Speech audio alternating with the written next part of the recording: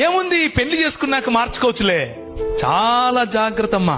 కనీసం వారానికి ఒకరు నాకు ఫోన్ చేస్తారు, అన్నా ఇలా వివాహం జరిగిపోయింది, మావాడు ఇంకా రక్షణలో లేడు, చాలా బాధపడుతున్నాం. ముఖ్యంగా సహోదరులకు చెప్తున్నా, take a stand my sister. అవతలి వ్యక్తి యేసు ప్రభువును నమ్మి రక్షింపబడినటువంటి విశ్వాసి అయితే తప్ప మీ జీవితాల్లో వారిని అనుమతించకండి. మీ పెద్దల ప్రెషర్ అయినా సరే, మీ కులం యొక్క ప్రెషర్ అయినా సరే వారితో మాట్లాడండి, కానీ ఇలాంటి దేవుని వాక్య విరోధమైనటువంటి వాటిని మీ జీవితంలో అనుమతించకండి. Same thing with young boys, యవనులు. చాలా సార్లు ఈ ఉదాహరణ చెప్తూ ఉంటాను. మిద్దెకి ఒక ఆయన తాడేసాడంట కిందోడికి. ఒరే పట్టుకొని ఎక్కరా అంటున్నాడు.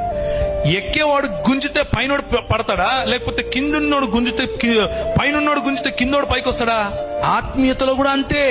నీ స్థాయి ఏంటి? ఇశ్రాయేలు, నీ భాగ్యం ఎంత గొప్పది, యెహోవా రక్షించిన నీ జీవితం ఎంత గొప్పది. అలాంటిది తీసుకుపోయి నువ్వు ఎవరికి అట్టు పెడుతున్నావు? రాజైనా ఆహాబుతో బియ్యం అందుతావా? యువర్ బిజినెస్ పార్ట్నర్షిప్ ఎవరితో ఉంది? మీరు ఎవరితో బియ్యం అందుతున్నారు? మీ ఇచ్చిపుచ్చుకోవడాలు ఎవరితో ఉన్నాయి?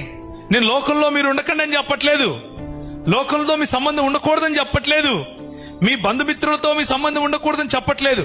కానీ మీ కుటుంబాలను నియంత్రించేంతగా వారిని లోపలికి రానివద్దు. మీ కుటుంబాన్ని, మీ ఫెయిత్ ను నియంత్రించేంతగా వారి ఇన్ఫ్లుయెన్స్, వారి యొక్క ప్రభావం, అది కులమైనా సరే, అది మతమైనా సరే, అది ప్రాంతమైనా సరే, భాష అయినా సరే, ఏదైనా సరే, బంధువర్గమైనా సరే, let nothing control your faith in the lord Jesus Christ.